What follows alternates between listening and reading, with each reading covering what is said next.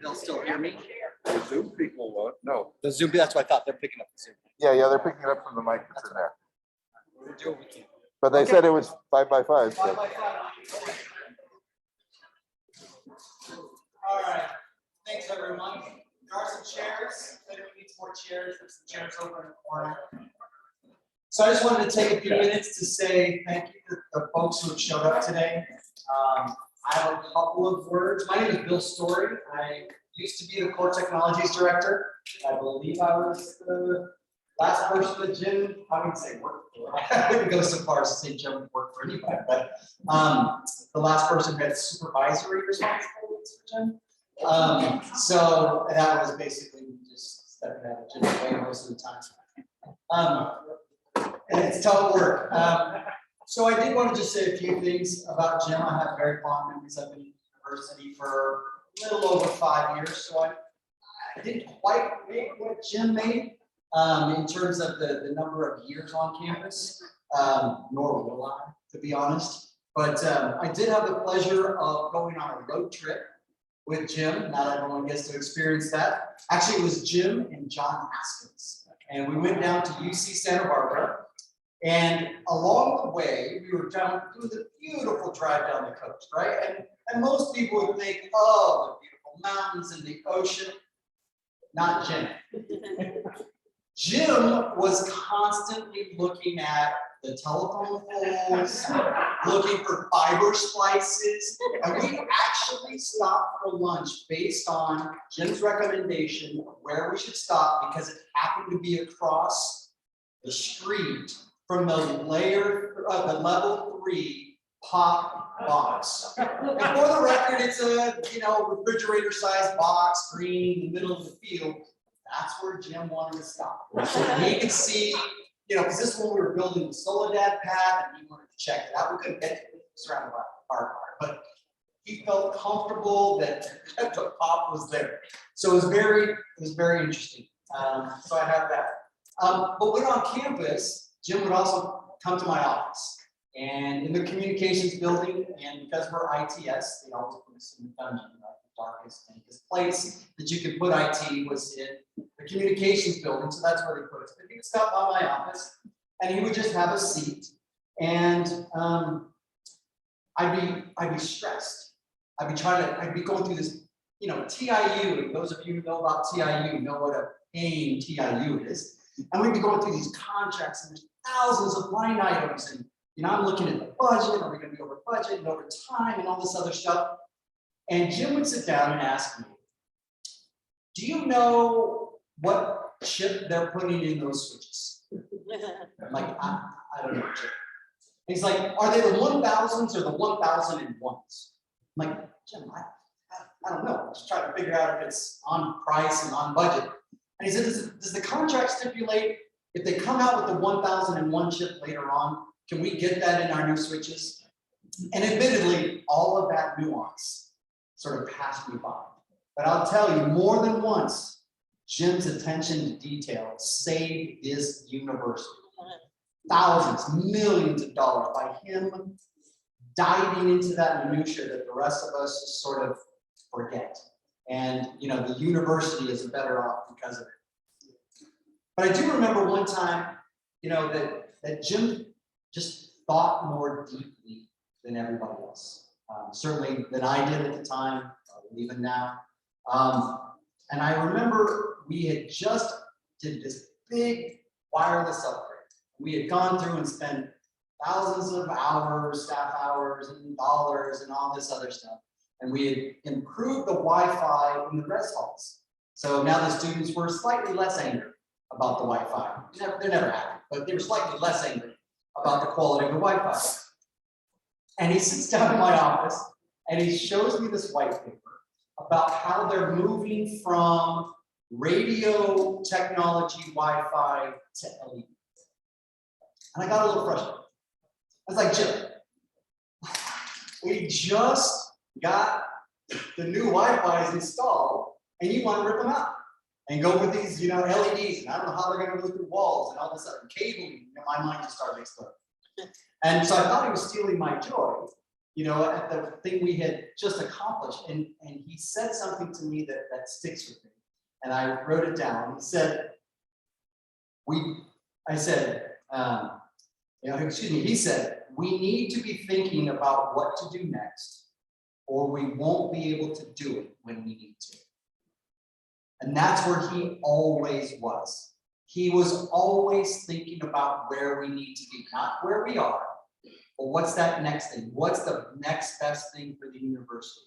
And that, I took that from him. And once I realized that that was his motivation, and everything he was doing was for the good of the university and for the programs and the services that we provide. Once I realized that, all of those sort of nitpicky questions that he'd like to ask really became into focus. And so, to me, in an industry, the information technology industry, that we try and measure everything. Everything's a metric.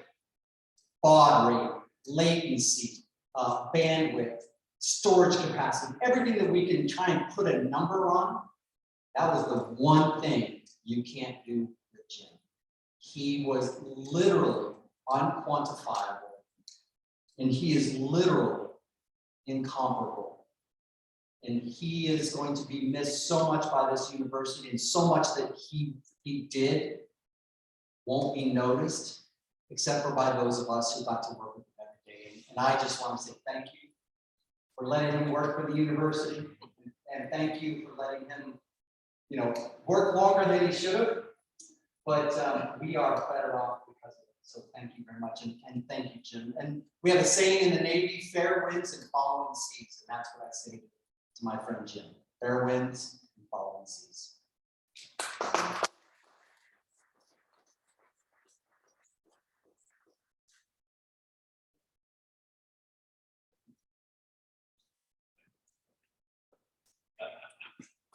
Thank you all for being here today to say goodbye to Jim and to thank him for his life. I've long since forgiven him for all those crumbs and tours. Thank you to the university community and to all of you, yes, for your outpouring of support and love for our family. Jim's sister is here today, and brother-in-law, and Warner writes, and Eric writes, and sons Kelly and Gran are here, and Kelly's partner Lori are here. And we're all just so touched by your help and concern. Jim was a rare bird, it's true, but he was a wonderful person, and we all miss him so much. We've received cards and letters and calls from people in 22 states and 5 different countries, and that's amazing. So, thank you.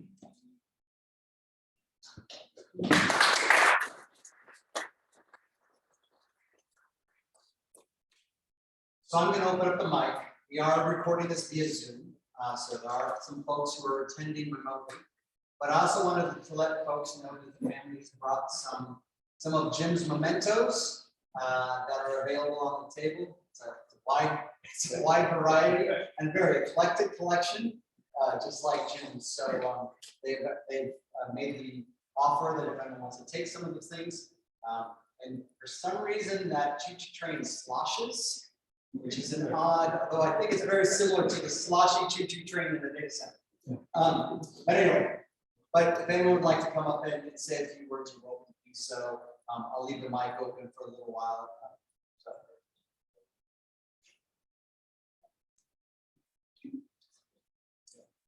Or not, you can also just eat and drink. It's up to you. Eat, drink, be merry.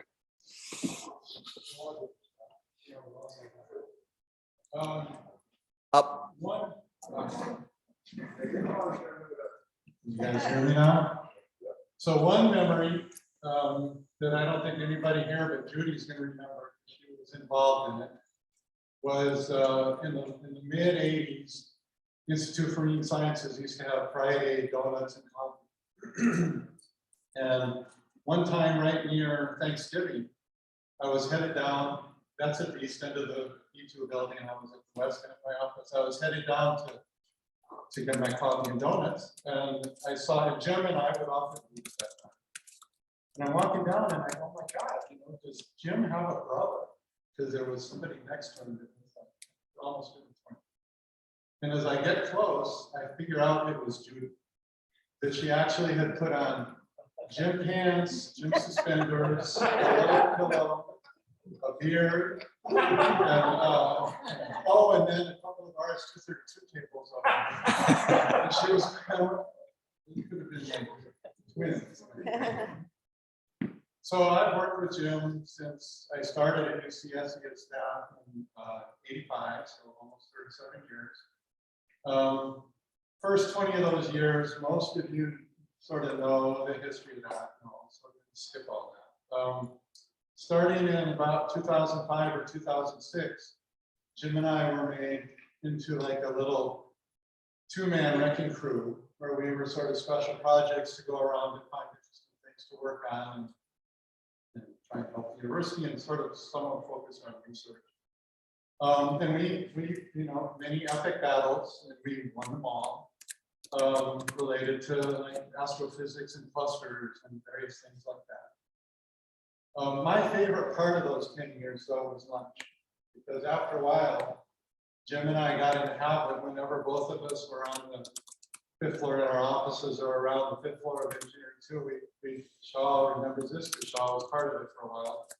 We'd find one of the empty, small meeting rooms and have lunch and sit and talk. And we talk about anything, projects we were doing, politics, that certainly got heated up near the end of the 10 years. Family and just random other stuff. And I felt like in those 10 years, or how many years it was, you know, 3 or 4 lunches a week, was where I really started to get to know Jim. And a few things sort of came with me from that. One is that he was doing absolutely what he loved to, which was taking his amazing breadth and depth of expertise and solving problems. And the problems range from the kind of ridiculous, like keeping the MyCom modem bank running another 2 years so that people who couldn't get DSL could still get access to the campus, which drove a number of VCITs crazy trying to get that thing shut down. Keeping like fast path boxes running so Apple Talk was available on campus long past Apple Talk's end of life kind of thing. Keeping ancient HP switches running that some folks here maybe still be dealing with to try and keep the network service in UCSC within the budget, this very skimpy budget we got, they had for many years.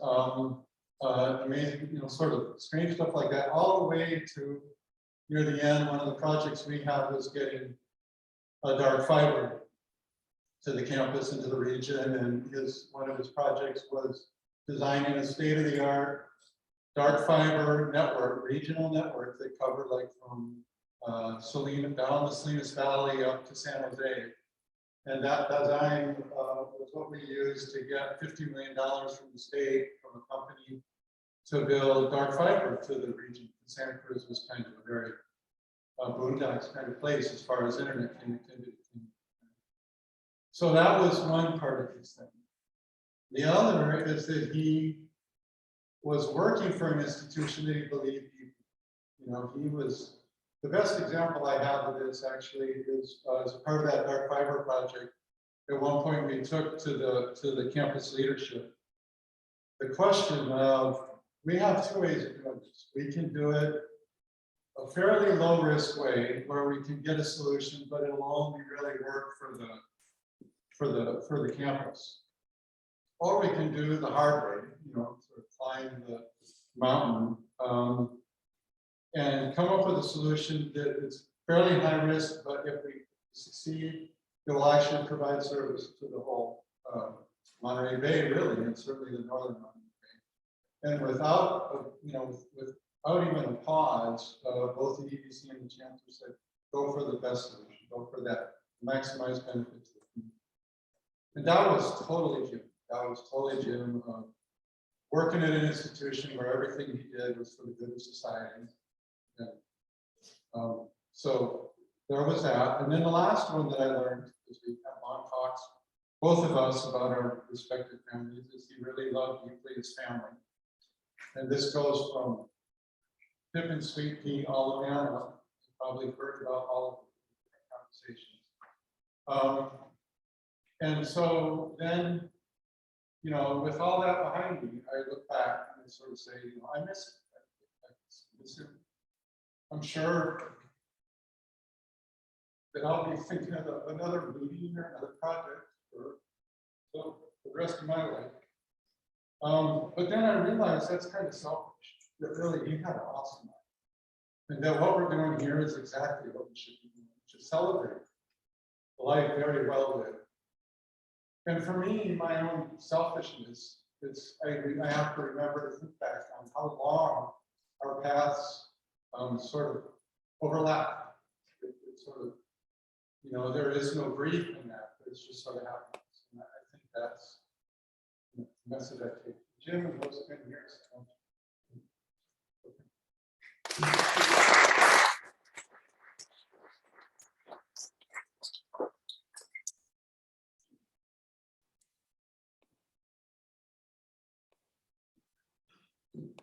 Hi, everybody. Most of you guys probably don't know me, but I worked at Barnett in the early 90s and was one of my customers. And he was always just so helpful and, was just like a new kid. And he was always helping me fix things. And then he would have these coffees where he and Mark and I, he would like suck every bit of information out of my brain from my ETF or some regional meeting I went to. He was always just super curious, and I really liked working with him.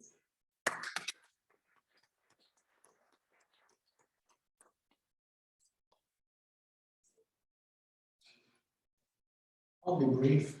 I didn't get the joy of knowing Jim for 30, 40 years. I mean, Jim's been doing this IT since I was born, before I was born. But there is couple of really amazing experiences that Jim actually helped shape my career to where I was going and what I do at UCC now.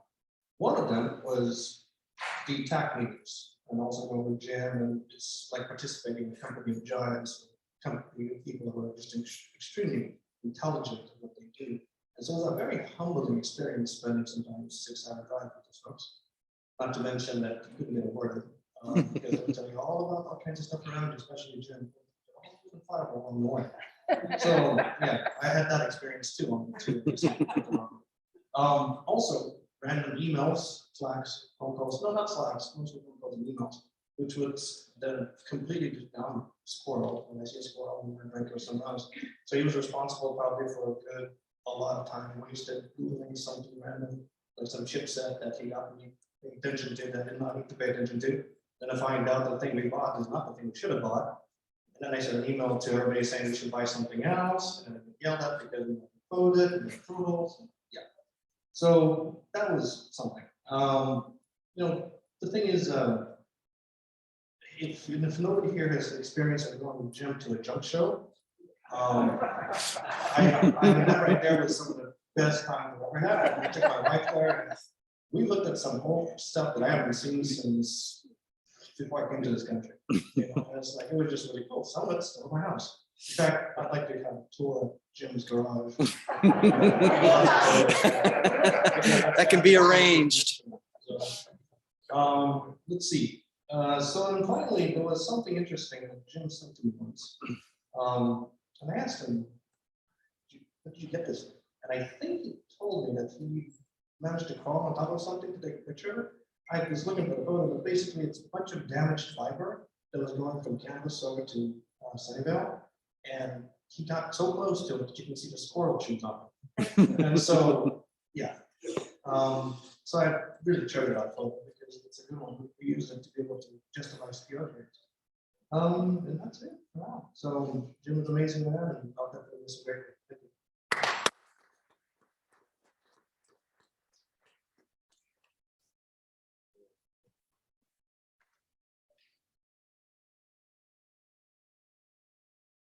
Hello, everyone.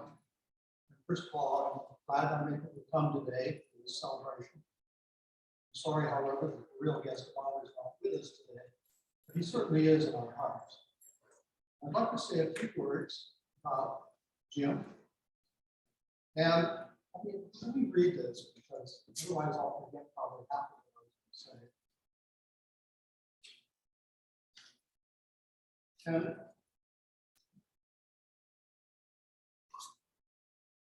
I've known Jim for 53 years.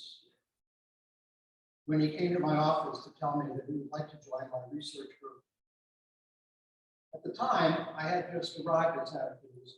I remember working on some drawings for our large cross-beam apparatus when he came.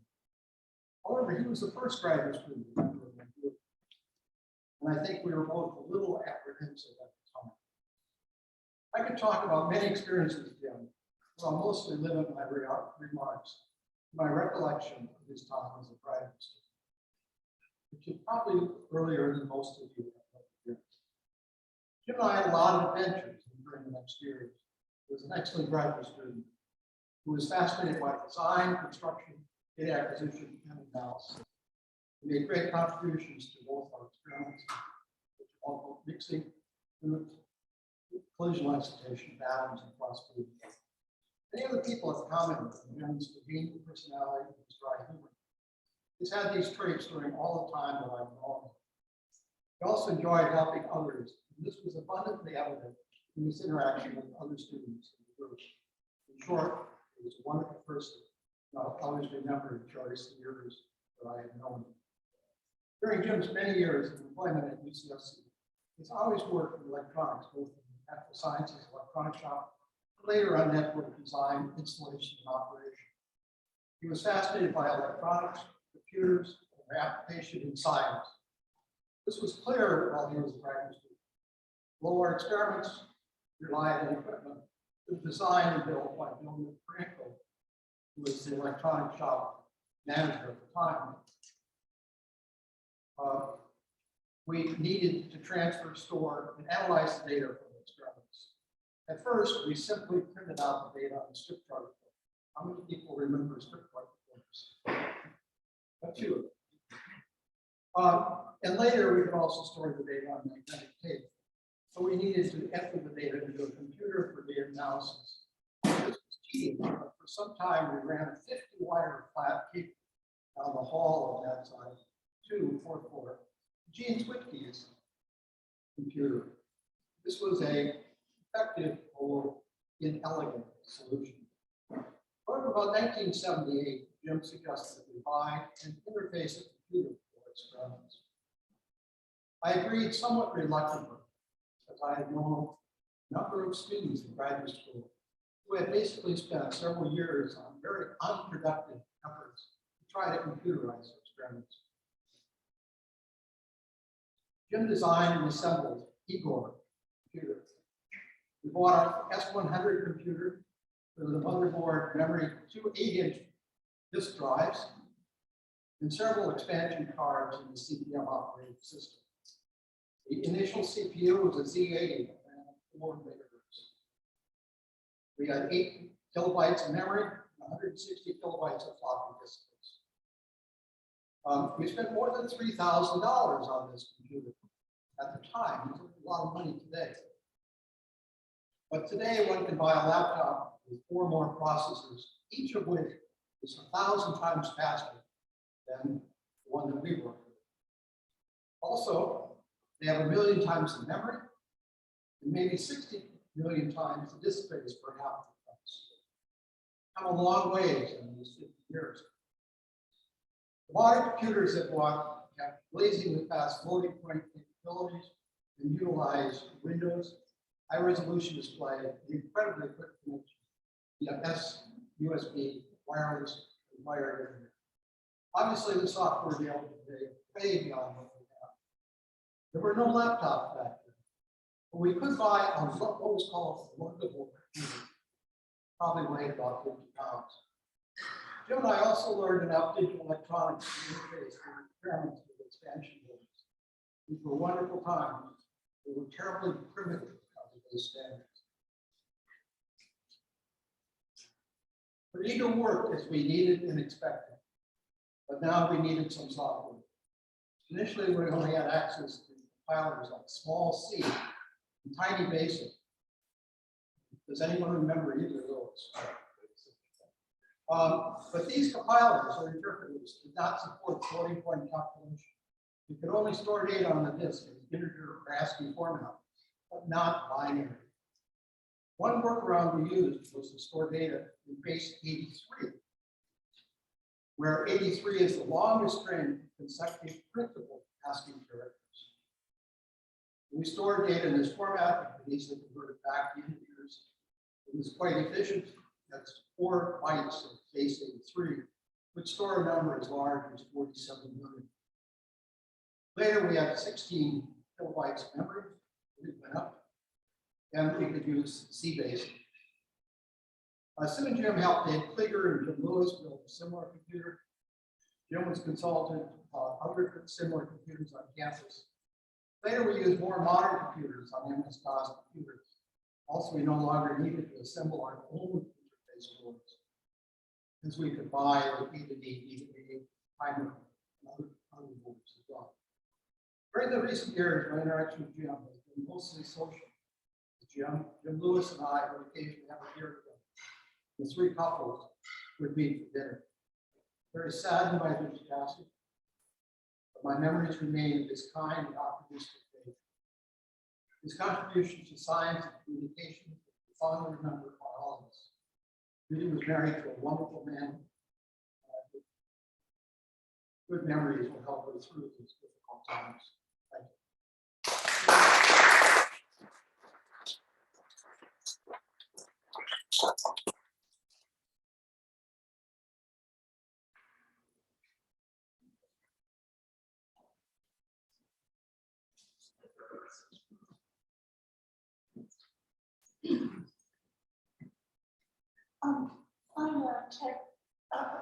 I'm controversial about my idea of a HP switcher is trying to put the toner cartridge in the printer. So I know Chan, I've known Chan for a quarter century as the extremely good-natured tag-along companion to his multi-talented wife and her various activities in the vibrant politics of this county and the state. And I'm talking hundreds of meetings, fundraisers, and the like. And also as a lively member of our force and Jim, Judy, Mike, and myself on a memorable trip to New Orleans, New Orleans, several decades ago, where our adventures were spiced up by these wry witticisms, wonderisms. On this end, be in bliss. Thank you.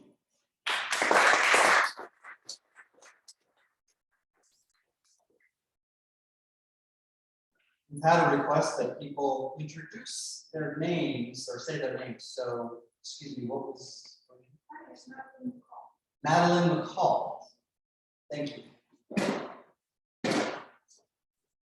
I'm Gene Switkus, and like Roger, I was a early faculty with Jim as a graduate student. We've heard a lot about his professional prowess, which is amazing, and his interactions with people on a professional level. But I just want to recall one personal incident. Today, I phoned my 48-year-old son in Boston. I told him where I was going, and he said, Jim Warner, he was great. I remember when I was 5 and you gave me a ride on the back of a motorcycle. I've always remembered it. And I promised myself that I'd look up and say, thank you, Tim, for being a wonderful person.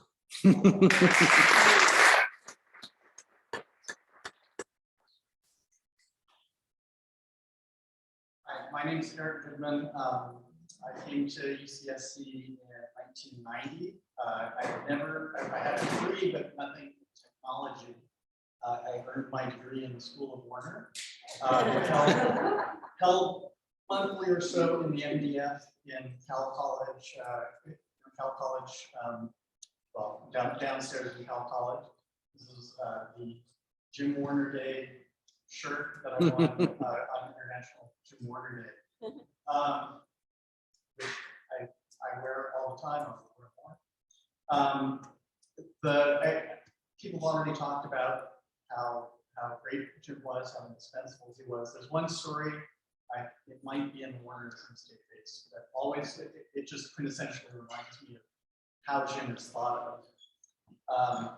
So like I said, I got here in the 90s. Somewhere between about 90 and 93, Alan Schleiner, who was then what you today call the CIO of UCSC, got all the IT folks together and said, you know, we've never really talked about disaster recovery.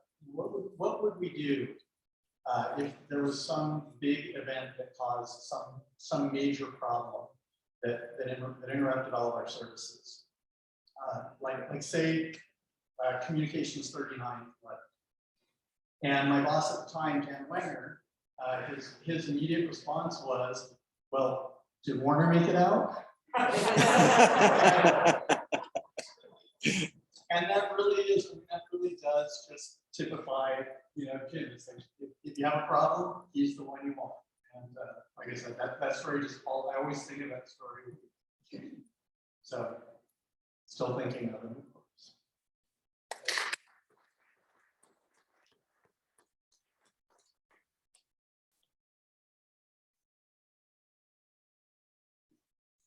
Scotty Brookie.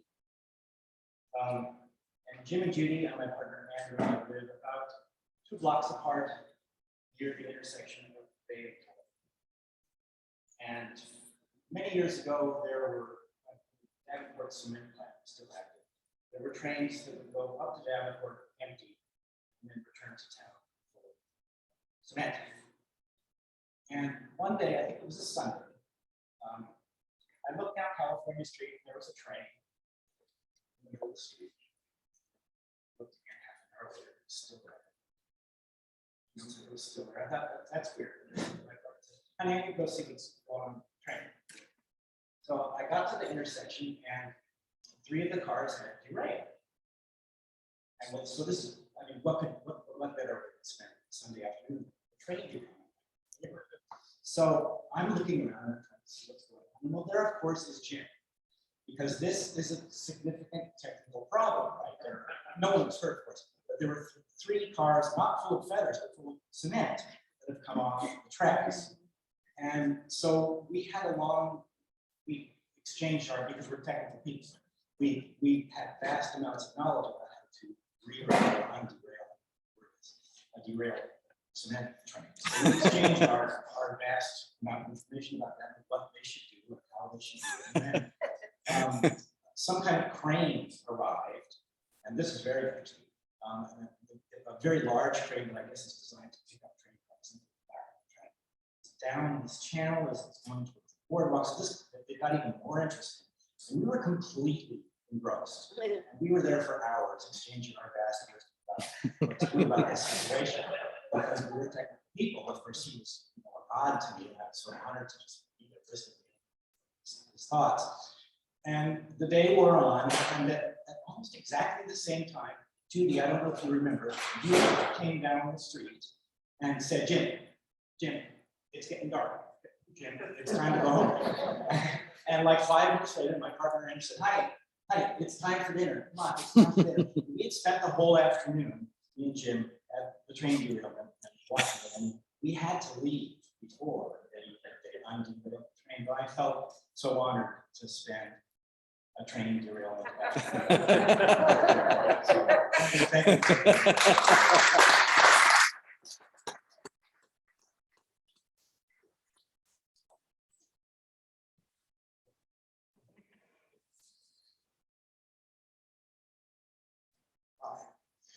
I'm Joe Lovell.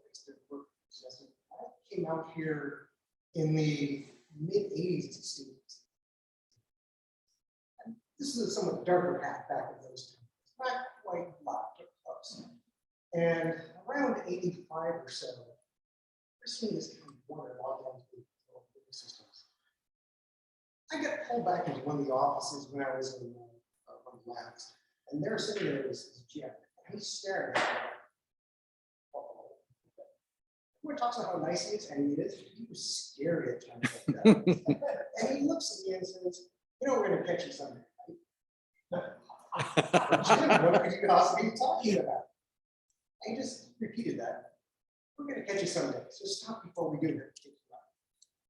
Backward. Maybe that's a good idea. Maybe you should actually calm down with the Black House. I ended up leaving UCSC working about for a while. Around 2002, I came back and started with the systems group. I'm walking into the office, and there's Jim's office on this side. So I know. Yeah, okay, hi. He's over, grabs my hat, lifts it off. You have it right in my hand with Finnegan's like. Thanks. Welcome back to UCSC. And then I represent the name of that. That's my quick little hopefully happy story.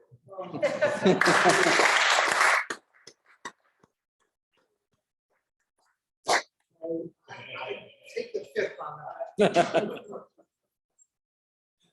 Hi, I'm Mike Rotkin. Most of you probably don't know me.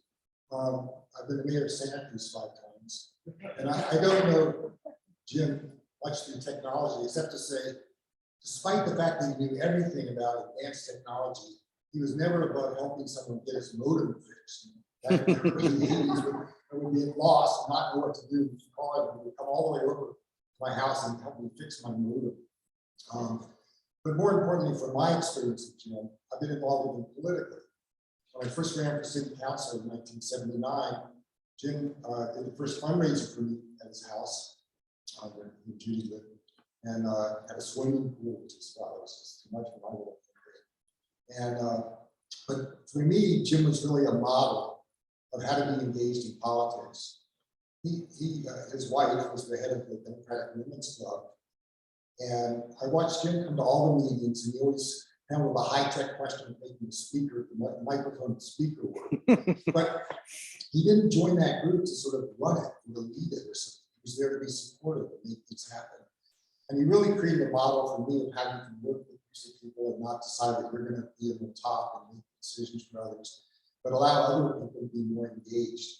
And Jim was really smart about politics, talk about local politics. He had really good strategic sense about how to make things work. And it wasn't just about the tech area at all. It was really about how to work with people and how to try and reach out to them, and kind of messages might resonate with folks.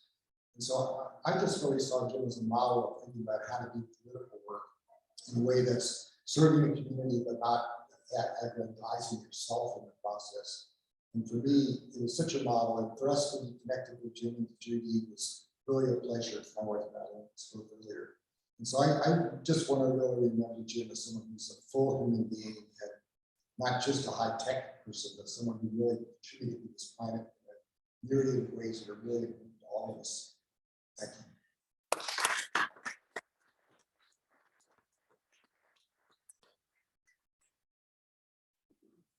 Thanks, Mike. It's me, Judy, again. I'm really pleased that we're Zooming this for people who can't be here today. Jim's brother, Buddy, and his wife, Jody, are not here. They would like to be. And Eric Von Kuyk is not here. Some of you may remember Eric. He lived with us when he was working on a PhD in chemistry in the 80s, and simultaneously working on an MD in Holland. So Eric is traveling and he can't be here, but he's called 3 times today, and he's watching, I think, by Zoom. So I want to say hello to Eric.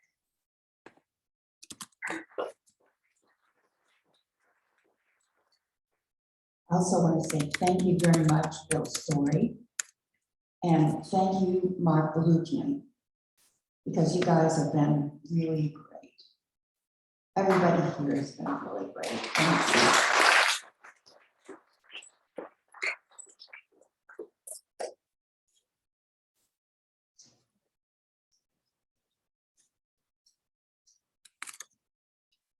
Hello, my name is John Rocchio. I started working at UCSC in 1989 after graduating from UCS with a bachelor's degree in economics. But I did IT work. I never worked directly per se with Jim, but we're always very interested in network working properly. So we did interact quite a bit. I'm gonna share a side of Jim that probably most of you don't know except for probably Judy. Of course, you.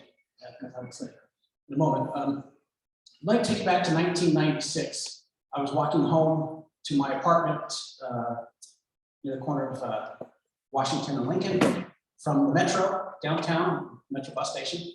And I saw a sign on the window that said the gym would be opening here soon, GYM, gym. And I looked at my waistline, which had been ever slowly increasing since college, and thought, you know, I probably ought to join a gym. So I did. I was and still am number 35 of what's now called Total Fitness. A little bit of trivia for you. Total Fitness was actually called Frog Fitness when it first opened.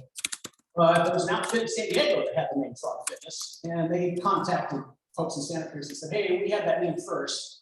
And so they changed the name to Total Fitness. So I was there for about a year or two. I may have some of the dates not quite right, Jimmy, please forgive me. About a year or two, and then all of a sudden Jim and Judy started showing up. They had joined too. Now, as I recall, probably for the first year or two, you guys stuck to the machines, the elliptical machines or the treadmill, something like that. Well, I was doing a kind of a class, a group class, where we would, they had stations kind of in a circle, and you do a station for about a minute to 2 minutes, and then the instructor would ask you to move to the next spot, and you do that for half an hour. And so I did that without them. I mean, they were in a different part of the same room.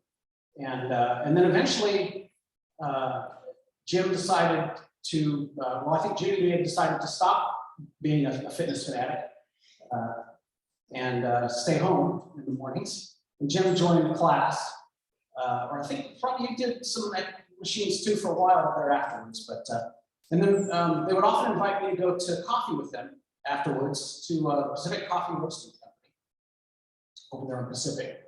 So sometimes I would go, but not all the time. I don't drink coffee, and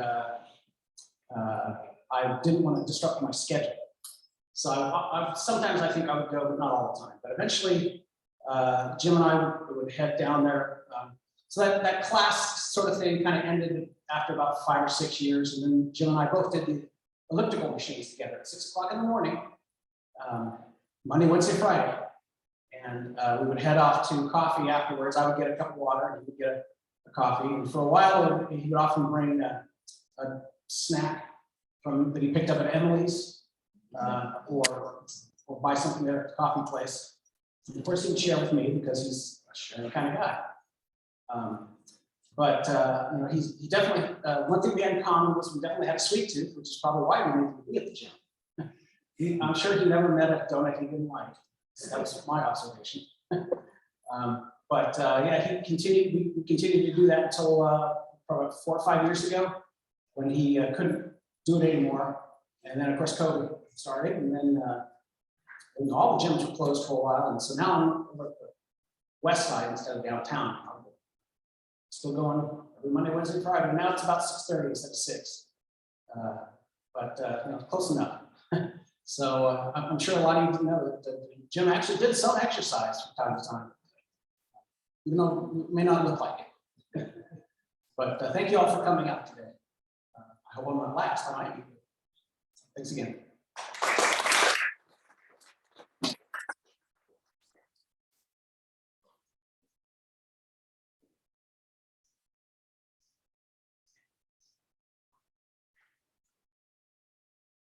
Hi, I'm Anne Warner-Wright. I'm Jim's sister, younger by about 5 years.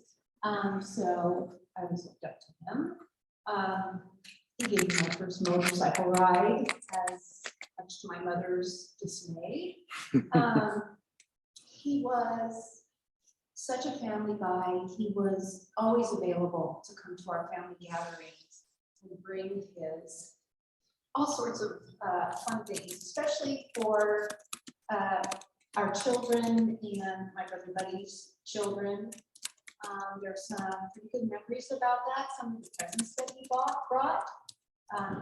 Probably the family's favorite one is when my niece was 7 years old and we were having Passover Seder and it was her birthday, and in a box with a ribbon, he brought her a banana and just a present. And he brought big storage boxes of costume jewelry. He brought big boxes of puffballs that landed everywhere that we found for years. Of course, the infamous beanie babies, and it, you know, for all the children of the neighborhood, they got to pick out a beanie baby at Halloween, but he always brought beanie babies for the nieces and nephews. And most recently, he brought the great nieces, our grandchildren, my brother's grandchildren, rolls of real silver dimes. So he was always just, you know, thinking of something whimsical to do, but also he was really, you know, the substantive knowledge was he would also pictures of my son on outings with him, and, you know, explaining, probably talking about the fiber cables. In the last several years, I came to Santa Cruz quite a lot. And Judy, Jim, and I would go out to lunch and we would walk the mutts, jogs, and talk politics. And it was just really joyful just to be with him. And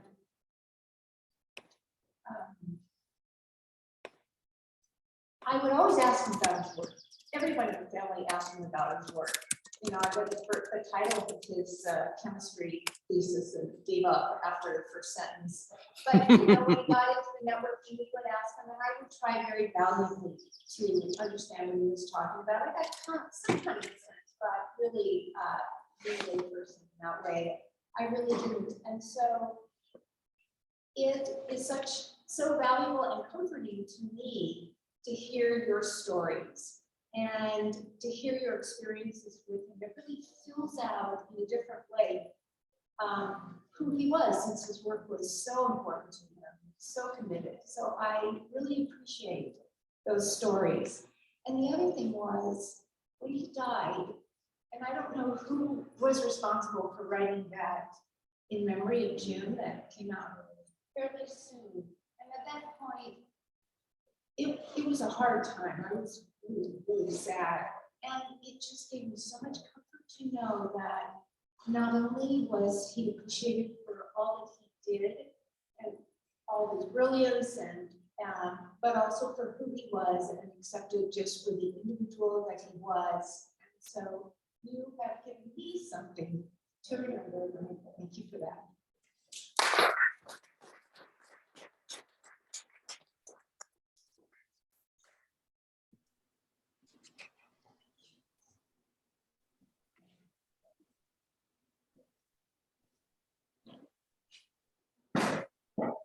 Hello, this is Eric van Kuik. I hope the sound is working and that everybody can hear me in the barn. And it's a pleasure. It's a pleasure to be here. I see a thumbs up sign, so I'll keep talking. I'm that student that arrived in 1984 that Judy was talking about. And at the time, Jim was single. He had just bought a home on Trescony Street, 215 Trescony Street, where we were living with 2 other students and the late Tim Jenkins. Jim not only was busy at work, but as was mentioned earlier, he also held many fundraisers. And in addition to those for the local candidates, we also hosted Gary Hart and Leon Panetta in the summer of 1984, and both have gone on to illustrious careers. When I arrived, I didn't realize when I scheduled my trip, and I came as a student to work in the lab from Ed Dratz, who's on this call, I found out within a few days that the currency conversion rate was 4-to-1. In other words, I was facing an inflation of 400%. And so I proposed to Jim after a few days that I would paint the house for him. He had this beautiful 2-story Victorian house that needed to be painted in lieu of paying rent. And he said, well, I need to think about it because, first I was told you're a medical school, and then I was told you're going to work in biochemistry, and now you're telling me you're a painter. So I have to sort this out. But after some back and forth, we set up this agreement, and I spent all summer, the summer of 84, painting on that house. 6 months later, I was still painting. This was a big house, and Jim took me out to dinner and said, "How's it going?" I said, "Well, it's going, but it's a bit more work than I thought." And he said, "Yes, I see that, and I'm going to pay you more." Yeah. So he actually, and it shows again his decency. He gave me several more months of rent relief. And for me, that was a big deal because the savings out of that allowed me to basically finish paying for medical school. Well, after returning to the Netherlands and finishing medical school and then coming back to the United States permanently, I would spend every Christmas with Jim and Judy at the house. And we would go to the flea market, and Jim's most favorite thing was to go to the after Christmas sale at Fry Electronics. And he was always buying parts and stuff, but it was not for himself. This was for the university, for university business. And I always wonder if he bothered to get reimbursed, but I don't think he worried about it. He just wouldn't be concerned about it. One of my most interesting experiences was somewhere in the early 90s.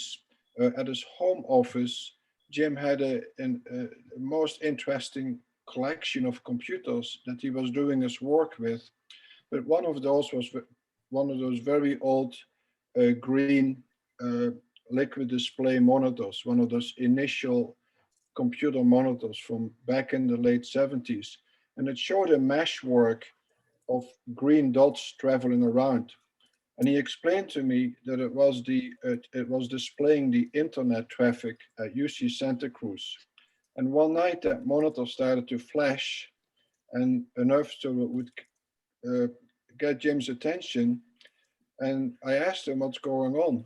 And he said, well, 99% of the UC Santa Cruz internet traffic is going to one dorm room. And then Jim sprang into action. He was able to pinpoint which dorm room that all those bits went to back and forth.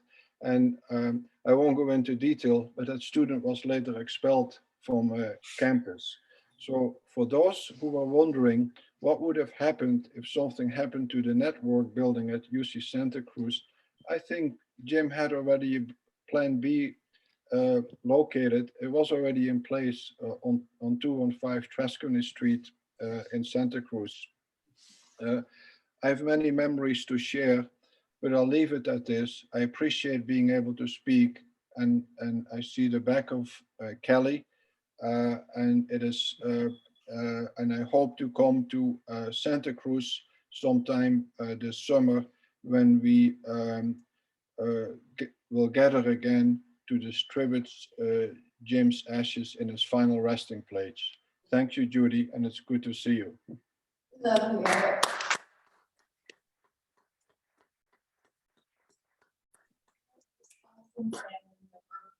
We were his American family. We are his American family.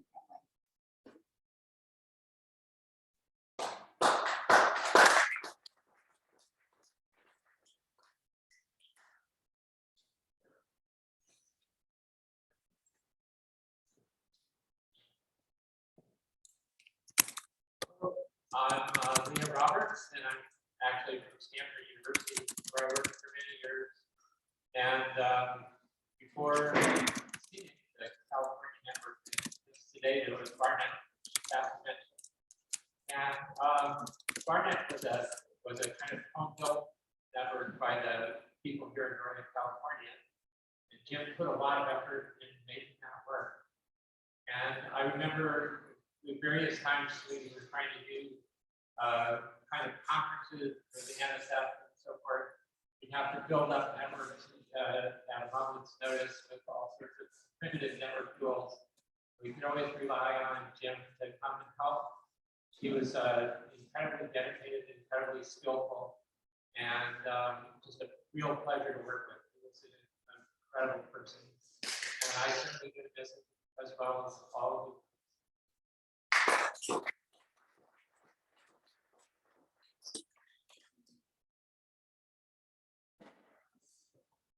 Hi everyone, my name is Michael Usher. I'm a fairly recent acquisition from UCSC. I joined in 2017. So my exposure with Jim was fairly short-lived, but it did run right up until January this year.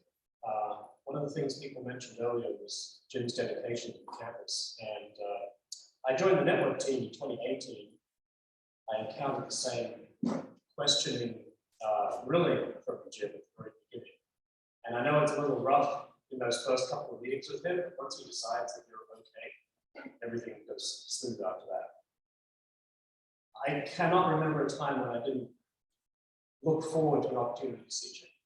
And one of the great things that I really loved about Jim, we would meet periodically down at Santa Cruz Mountain Breweries on Tuesday afternoons. Before COVID, at least, that was happening regularly. Jim was always there, he'd ride his bicycle down right up into his last couple of years. His wit, his thoughts, was always challenging, that was always appreciated. Jim continued to be involved with the network team right up until January this year. It was only when his health was failing at the very end that he joined us. And he retired years before, but he wasn't going to let go. And I think that persistence is one of the characteristics that I was like, because he would not let go of the topic until he really exhausted it and provided all the value. So his challenging questions were always the thing that kept us going. We're definitely going to miss his wit, his challenge, his thoughtfulness, and the detailed thought that was Bill mentioned. The depth is one of the things that I think we try really hard to honor and continue, but it's a legacy that we share. So, love my time with him, sad it was so short. It was great.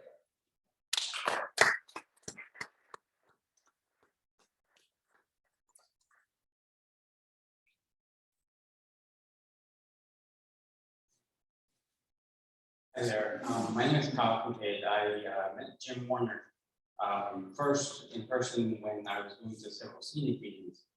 And what I remember most about Jim was I actually kind of met him through the web, if you will, in that he put on so much resources up on the internet and about routing and switching and networking and fiber and all that sort of thing. And I actually used his resources for my own needs and education and all that before I even met him in person.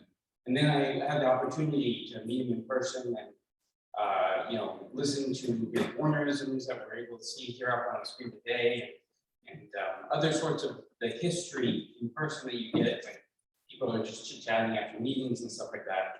And the thing that struck me is that everything I learned about him over the years just really added to this character of a person that was very genuine and very helpful and really going out of his way to cut through the complexity and bureaucracy of big organizations and push everything forward so that it benefited the most number of people and really got to the meat of things and worked as best as it could, which is often difficult in big, complicated environments like this. So I'm really happy to have known Jim and to be here today to hear other stories that people are sharing.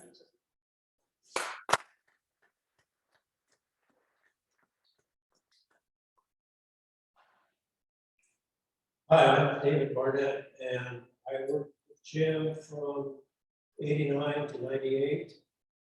And I have to say that, in your life, you have a few people that are fundamental changes in your life, and Jim was that to me. He took me along. We were designing and building the K-12 network, that's essentially Cowell. And I remember going with him to a lot of meetings at the Montgomery County district office, and kind of like forcing him to be my mentor. And I would spend hours with him in the machine room, kind of bugging him. You know, what does this do? What does this do? And he was always patient with me and always taught me what I needed to know as I transitioned from being a telecom engineer to being a network engineer.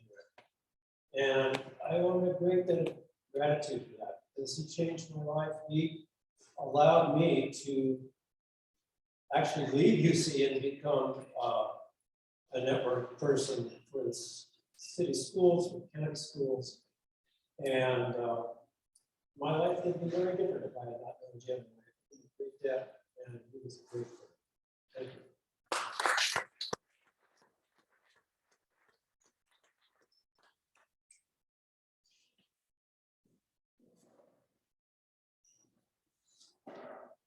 Hi, my name is Xiaofeng Dou.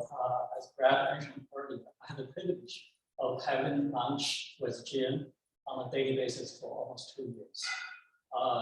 Jim is a treat that people around him would emulate.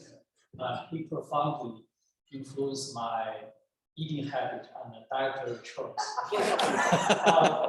Eating the same salad for 2 years, not only myself, Brad and myself, eating the same thing.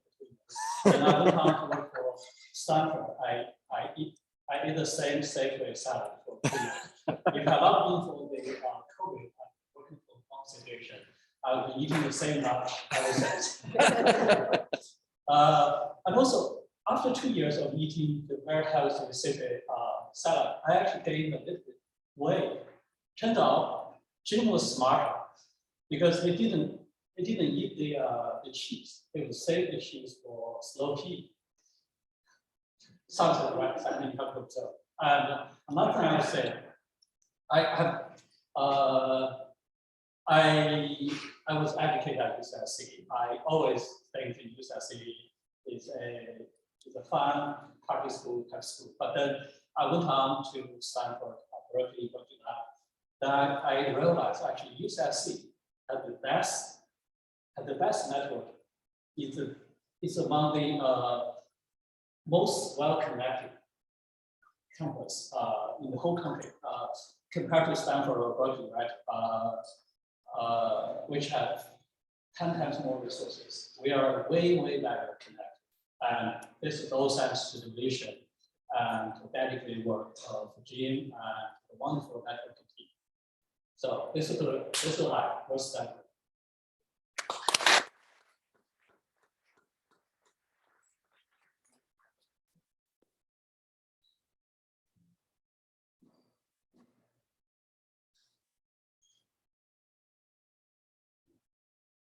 My name is John Rickard. I'm one of the rummies that Jim would rescue on a regular basis. They have to set up a lab up in Kurt Hall Sunday afternoon for a big thing on Monday at 8 o'clock. And of course, all the Macs were not syncing because the Mac was down or something. And I put in an emergency phone call. An hour later, through the door walks who? The Cowell, Jim Warner. And I'm going, I'm safe. And he's going, wait a second, what's wrong? And I describe the problem. And he'd walk down to the network closet, come back grumbling about something about they got the heartbeat turned on, rah. I turned that off. I'm gonna have words with them, and then off he'd go. I'm actually work. I could get my work done and I'm gone.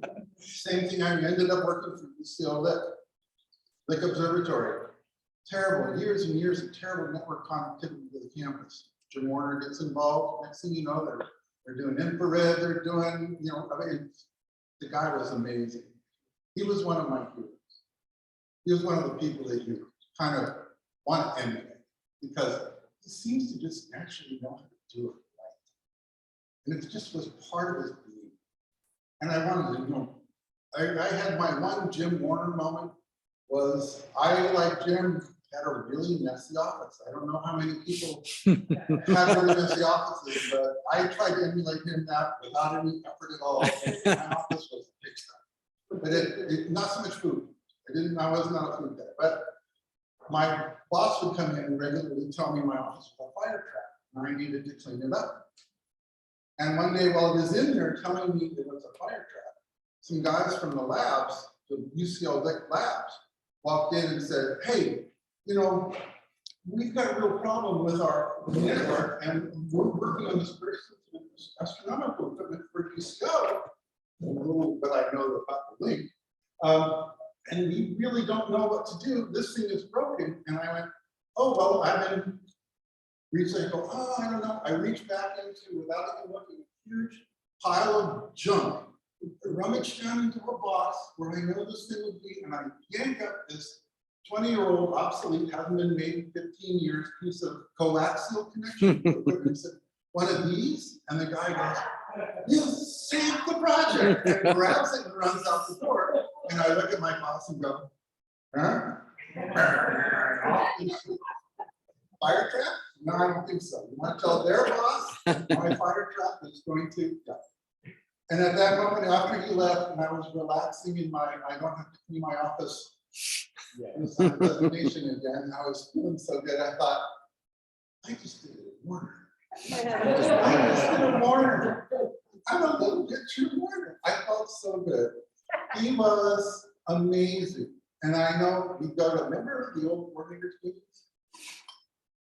Well, if there was donuts every time, or we were gonna have pizza, who would be there? Warner would show up. And the moment I'd walk into these meetings, or Warner would walk into meetings and I'd see him there, I go, it just got real. We're gonna get something done this time. Rather than people sitting around and letting their egos take over or talking about the ins and outs of the beatdowns and all that. Warner was there. We had to keep it real because he wasn't going to accept anything that's something that benefited the campus. So he is my hero. And the last thing I'd like to say is a lot of you are my heroes too. As I described to my daughter before I came here, and she said, well, what are you going to? And I said, well, it's probably the weirdest looking, highest average IQ group of people that this destination wedding has ever hosted. And that's because you're all here because you love Jim too. And he was your hero, and I know that. And you're all my heroes. This place is super special. This doesn't, like Sean Penn said, it's one of the best networks in the world because of you guys and because of the guy that was your hero, Jim. So thank you very much.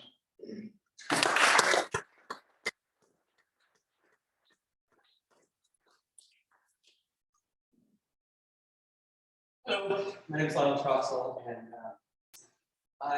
my father asked me to do a little radio show years ago to fill in for the Cruzak guys whose business was getting too busy. So I stepped in to do tech talk stuff. It was 23 years ago or so. And relatively soon, I really fell in love with being kind of the center of attention for the person and being an expert on technology and all that. I surround my people, myself with friends that are very technically savvy. And the show got popular and started getting funding by people that donated. And my wife, who produced the show, knew who these people were, and I kind of didn't know. Later, when I was working at UCSC, I heard about Jim, and I remember running into him sometimes, some meeting, some big ITS staff meeting before we had ITS. And we started talking about tech, and I made the connection that, oh my gosh, it's Jim and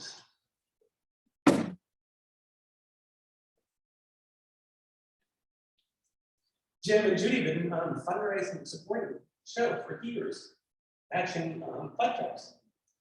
And sorry, let's actually have this meeting in front of people. And one time at campus, years later, we were actually friends and hanging out in their house or something. I said, oh, Jim, why are you donating so much money to make this program? Said no. Judy has her fundraising and supporting and saving the world and good in politics, and I wanted to put money behind something that I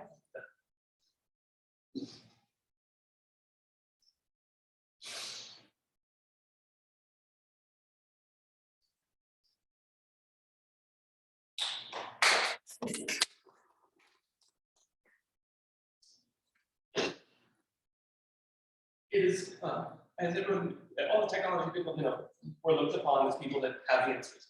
We can fix the modem, set up the printer and all that. But we are figuring it out, just grabbing stuff out of our past to make this work all the time. We don't really know how it works, we figured out how it works. That's how our brains work, right? So, yeah, we got that. We can't really necessarily tell you how we're going to do it, because we're figuring it out the entire time. And Jim could do that amazingly well. He also was supporting people all the time in their dreams. And anyway, as you can tell,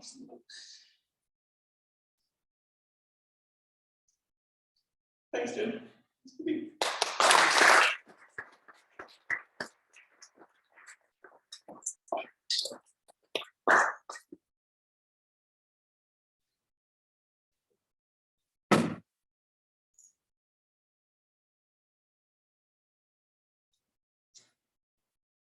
Don't want to cut anyone off.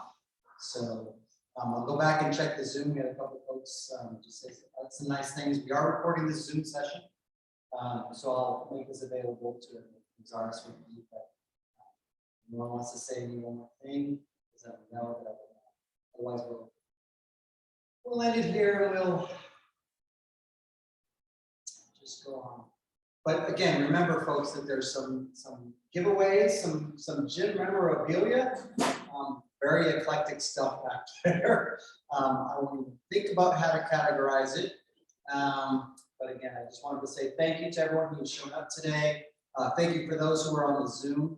You know, we live in weird times with the whole COVID situation, but I think we made the best of it, and I think we made the best of a sad moment to celebrate an extraordinary life. Jim was truly one of a kind, and his life will never be seen again. So, thank you.